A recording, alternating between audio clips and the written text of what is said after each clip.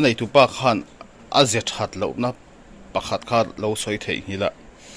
chu chu a chuak non le chu chu nge kan ti chuan tlan thui khan thui vak lo tlang khan a thi da izal ni chuma chuan re vak lo nga sa le khan nung le chuan tlan le theia re vak lo a thi le kha tiang khan om thi kan tlang pol chinang o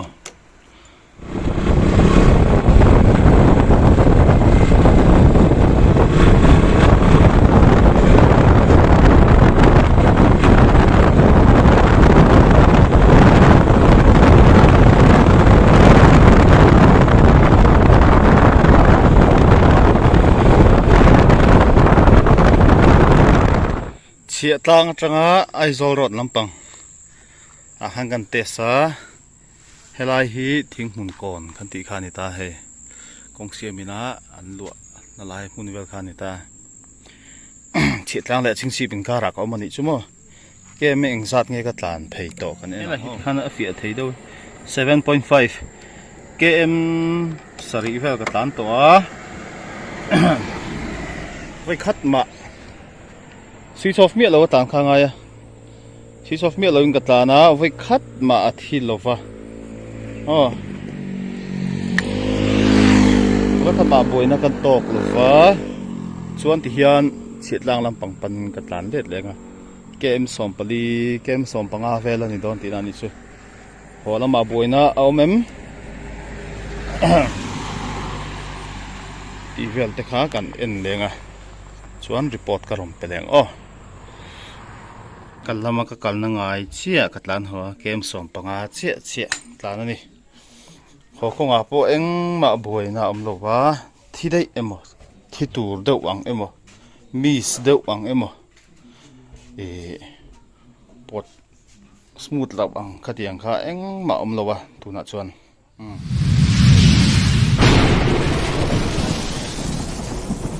le thledu ta chi bai le ve ko le hei mania KTM kan siam kha anh ấy tu pa khan azet hat lo na pakhat kha lo soi thei hi la chu chu a chuak non le chu chu nge kan ti chuan tlan thui khan thui vak lo tlang khan a thi da izal ni chuma chuan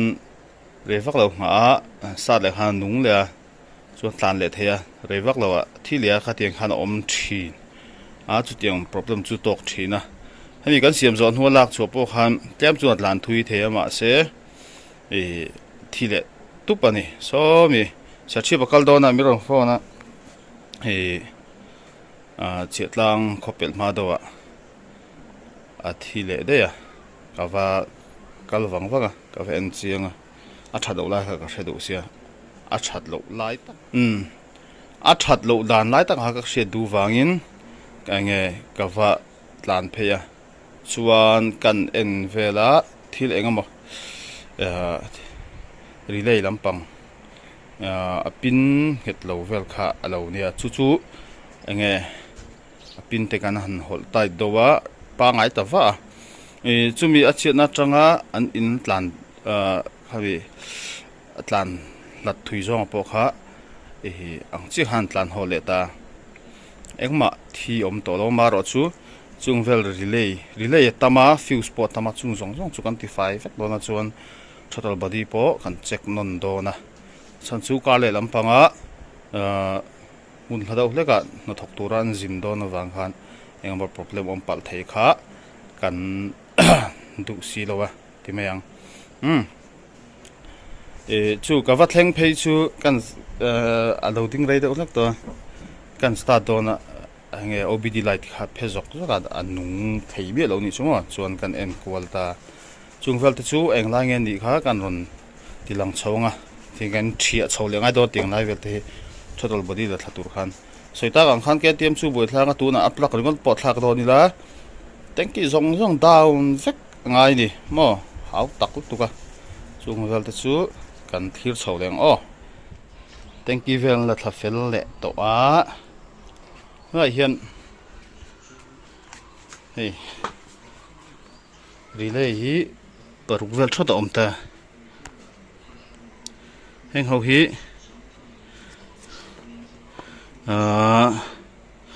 ngaro kan la cholok nge hei la chuaka screwdriver ne na kar pa ngai wang han pulai hon lok om beta mo hei ko den dai che lo tiang la chu lak chu la ha ron te lang lo me ni chu hei hi 5 pin ni ta ni o si 4 pin kumi alu na a pin hemi pin lu na ho khu a ngit lo ve thin ta ni ingaron te lang lo ko ni chu hei hi fuel pump relay ni ta hei hi helai hi alo chiang lova tlan rei khan nge niang a pin lo nge lo kha chuan boina lo thlen thin ta thile top zela nung lok thei to ba chu wel ta chu theng chung ka hol tai tomaro chu check non vek dona vai hian wa heng khoi vek dona pe lu tura lu chi lo chuan fuse te po hi kan not 5 vek anga chuan total body lampang khu ang khoi bok don ni total body kan la thlanga chep dok hlaka lak lai thon ange thi lai zong som ka chu ron ti nan ka boi thak dona air filter box hi an po chu vek phot ngai don ni air filter box hi mo te chu ni ta hei ka soita kang han atlak thak tur khan tu na mi kan khoi ang chi thi vek ngai ni ti khan a thei ang chen ka ron ti lang lenga total body sensor ho te po ka ron ti lang anga mo heta aron 5 te ai ka chuan sensor chu tam seta te chu ka ron ti lang anga hetiang pin zong song po ka kan hol tight vek don ni a nge lo kham boina na sa ta ka thlen thea fuse lampang po hi anti 5 vek bokanga hei atira ka test khan enga tinge thui do hlek I test me lo ti me thea thui do hlek ta na boina thleng theya kha boina thleng thina kha min lo fil si lo fa chu wang chon thui do kan test lo kha ni a hemi kan siam so vek nuwa hian thui do ka test to don ni mo thui do hlek ka test anga adam chon khwa dei hi thalo le thin si chon lam hi su la thin box mo fu lai ni sia test hai tu ra ngai la chuan chian thlap to don ni ta some problem om nem lo ha te hang kan chian chho don bok ani kan khoi chho zelang lokong total body sensor ho nei chung ber hi oma hei pakhat bok luo maya chuan hei hi ni boka chuan accelerator ke bulvo na zone chi ami kha chu TPS ani ta ho lai ko hei hi ni le ta ni pathum mangani chu chuanin enge Aron 5 series lampang thani na danglam na kha chu injector hi total body a ankil tu tel ni Aron 5 ho kha chun ni lo total body le engine in car kami hose pipe aluminium a chu a khan om ta slide te chu kan ron cycle ver sem sem ni chu a fuse vel kan pot thon ve ka I will go defy to ku carbon na sak hop mai mo chu kung te khu kan hol chip do ve ka nga thwa don ni a fuse polo carbon na sak hop mai a not fai to dampo te ang identify a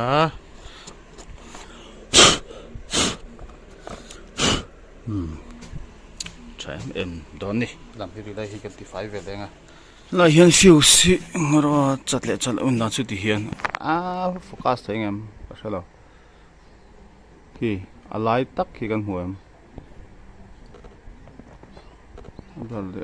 ki kan hu thema lai chung ki chata fuse pakhat chu chuan fuse cha chu ti hian alai chung ki ma fuse pakhat ni fuse tang na fuse lampang chu wa fel le to sei ta kang han pakhat lo chat boka chuan hei khung avat le khum pa la carbon ni lo mo tui ek lo na na ta risang type phani ta heng ho alu na den ho hi alu sve thina alu khan ati boi thin ta ni heng lai ri ho khan tho turanga tho tir thei lo thina chu kan ti tai tu vek don ni hei kan mo chu ni me thì con tai kep khan ni me mo ama ai chep na tur khan kan siam don ni ale do vek to chip do vek to quan kan chiang thei ngem hi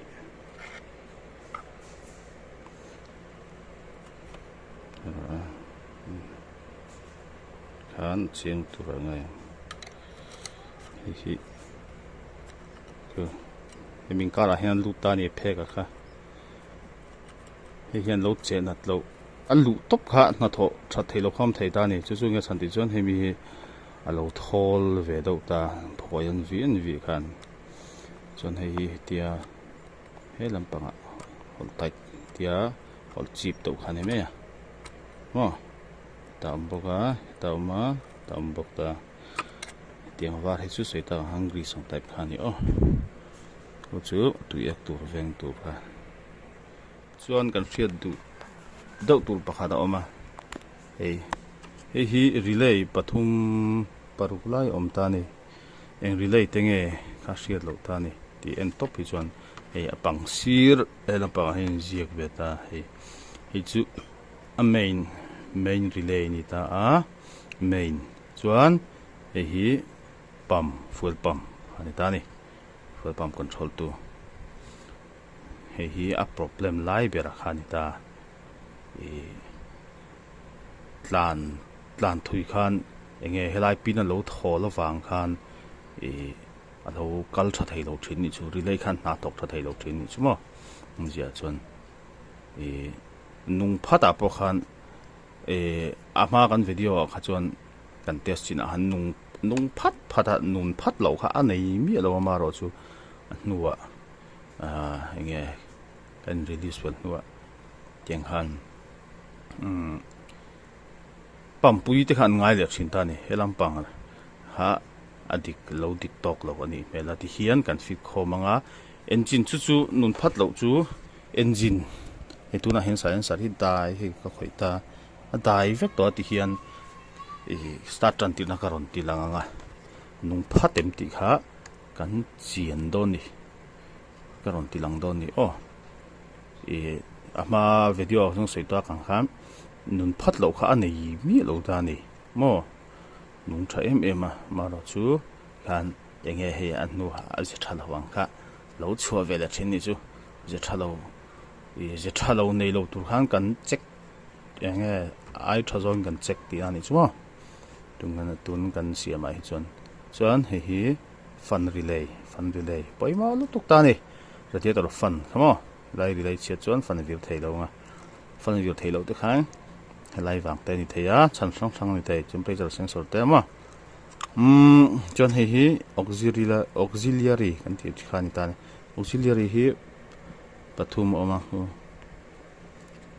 pakhat pani auxiliary 1 2 3 auxiliary 1 2 sinakal eta 1 2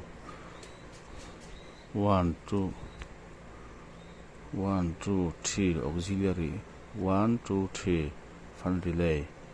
chuan fuel pump main hangan buanga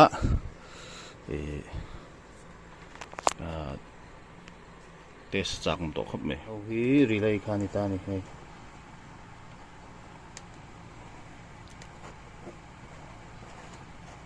thum paru tia vidu khan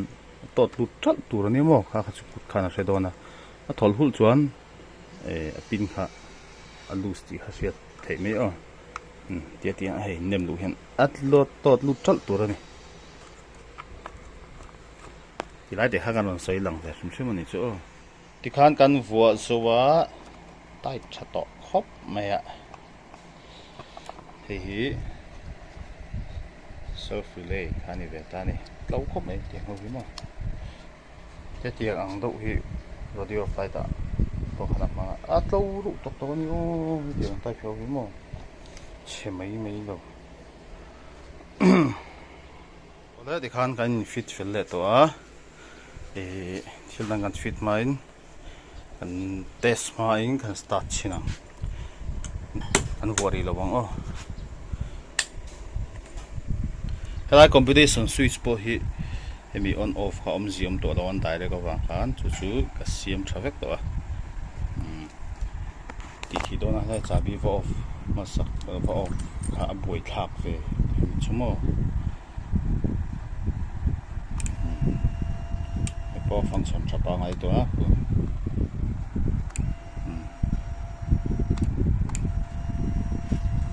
có tem còn đây nằng ô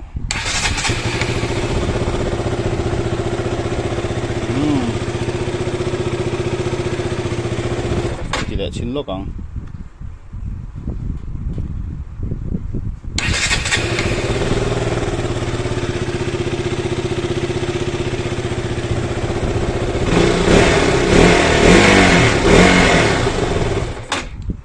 chỉ để lốc còn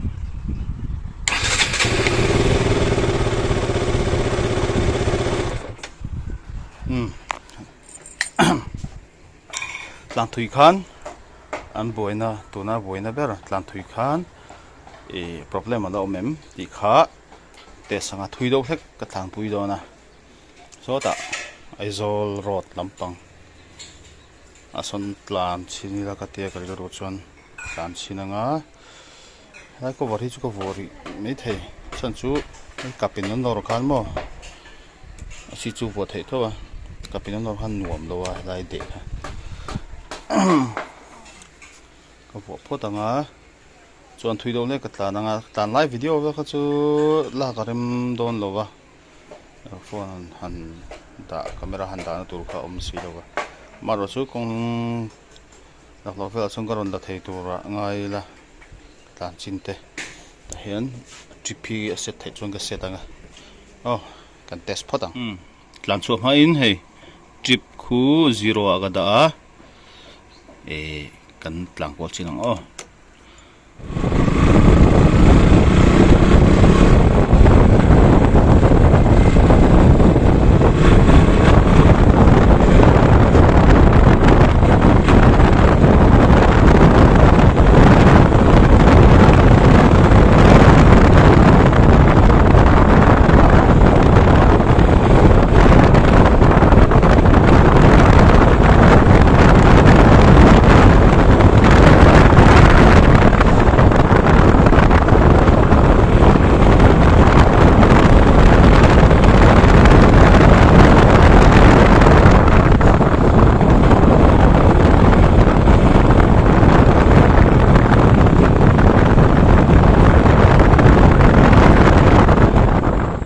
chia tang changa aizol road lampang a hangan te sa helai hi thing mun kon khan ti khani ta he kong siamina an lu na lai mun vel khani ta chia tang le ching si bin ka ra ko mani chumo ke me eng zat nge ka tlan phei to kan enang ke em hi fiatm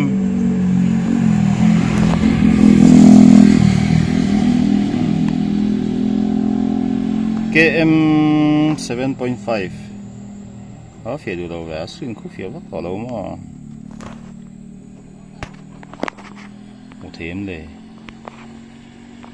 phía cho đủ đầu vẽ hết là hít khăn ở phía thấy đâu 7.5 KM sari vào cái tán tỏa với khát mà switch off miệng lâu tán khang ai switch off miệng lâu cái tán á với khát mà thì lâu va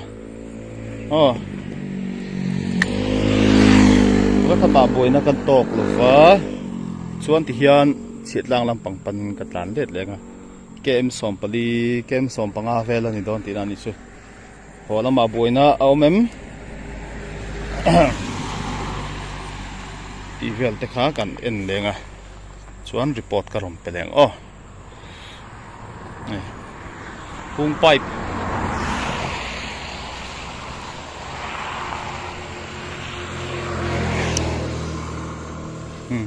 chunga ro dam phuma chuan chung ti na ni ma helai hi kom vai ho khan office a hang ta ma NHIDCL ning ria helam pang hi chiang ta lo lut phei lo me ti hian kan tlan let le wang o in ka tan thleng chia ti khan KM som panga KM som panga chia kalama ka kalna ngai chia katlan ho KM som panga chia tlan ani khonga po eng ma boina amlo wa thi dei emo thi tur deuh ang emo mis deuh ang emo pot smooth lap ang khatiang kha eng ma amlo wa tuna chuan ti chuan ki chuan social na tu ka sheri to lo wa long run par ngam to do ni ti chuan mo game som panga tu gina Atlan chin anga kha chuan